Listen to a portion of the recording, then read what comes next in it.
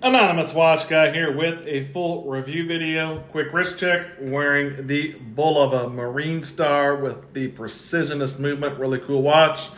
Just did a video on that one recently.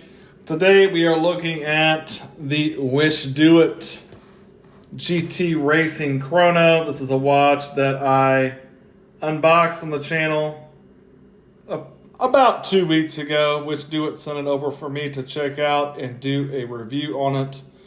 So I've got to spend some time with the watch, and it's different. It's interesting. If you're looking for a look, if you're looking for a larger watch, it's going to give you some wrist presence.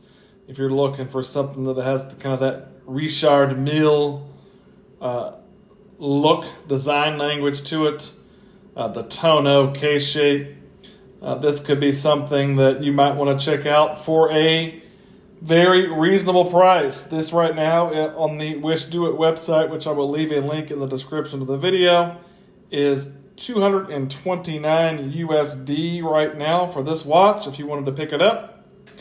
Again, it is a larger watch. It is 43 millimeters, kind of right between the pusher and the crown and the narrower side of the case. That gives you the 43 millimeters.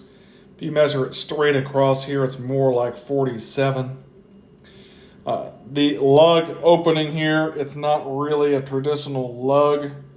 It's 25 millimeters up here where it meets the case, and it tapers down to 21, I believe. It is 15 millimeters thick.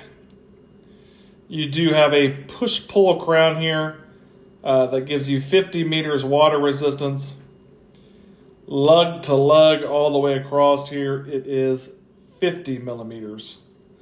So you've got about a 43 across, 50, 25, 15 thick.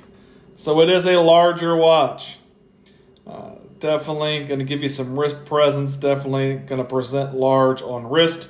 It may wear a little bit smaller than that because it is not a traditional round watch. It does have this Chrono case shape. So you've got that going for you. But it is a Seiko quartz movement as well. So it does have a Seiko VD53 quartz movement. You've got your running seconds here. It's the center seconds on this particular chronograph movement.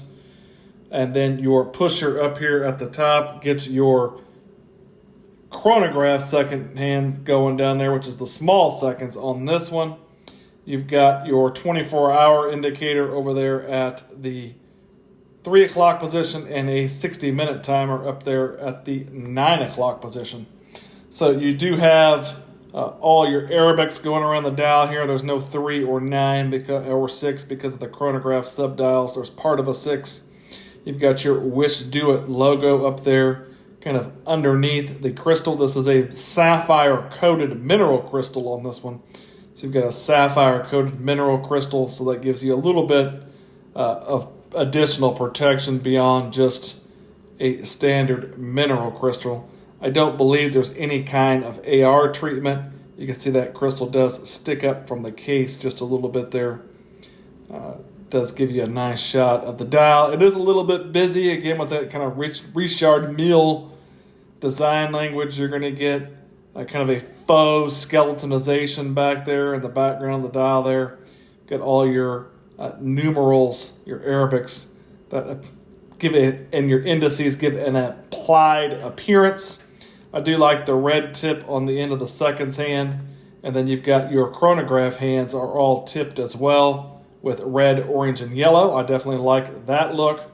It is 316L stainless steel, and the larger kind of bezel here is going to be a magnet for some scratches. It does get a little scratchy. If you hit this, you will scratch this up a little bit, I do believe. Just with the design of the watch, that's going to be something that you might want to keep in mind. But it is all 316L stainless steel construction. Got some kind of vertical brushed look to the side of the case there.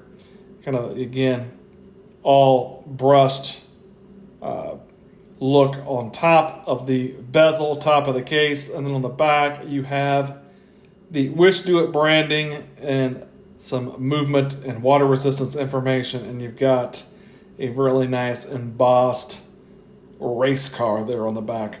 This is a really comfortable kind of FKM rubber style strap. So it is, my camera's doing some funky adjusting there. It is a very comfortable strap, very pliable, very flexible, wears very nice on wrist. Got some venting there to let your wrist breathe a little bit. You got a fixed and a floating keeper.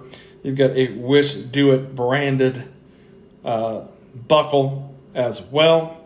But an interesting watch, definitely, again, gives you the look of something far more expensive than what it is. And if that is something that you are looking for, this may be something that you want to consider. There is some Lume on the watch. We're going to check that out. And then we will take a look at it on my 7.5-inch wrist. Here is the Lume on the watch. It's actually a little bit better than I expected it to be. You can see each of your indices out there glowing a nice green glow. The tips of your hour and minute hand there also lumed. The indices are Lume, but they faded out quickly. It's not the worst Lume I've ever seen. It's not great either, but it's not terrible. Here's the watch on my 7.5-inch wrist. You can see it wears nicely. Lots of wrist presence there. Very comfortable strap on this one. I actually do really like the strap. This shape of this case, this tonneau case shape design, and it does curve down some, again, makes it look, you've got your wrist presence. My screen's doing something weird there. You've got your wrist presence, but it does wear a little bit smaller than maybe something that 43 by 50 would otherwise if it was round. But a interesting looking watch, something that's going to give you a little bit different look and plenty of wrist presence. The Wishdoit GT Racing Chrono. If you liked the video, give me a like. Maybe subscribe to the channel. Thanks for watching.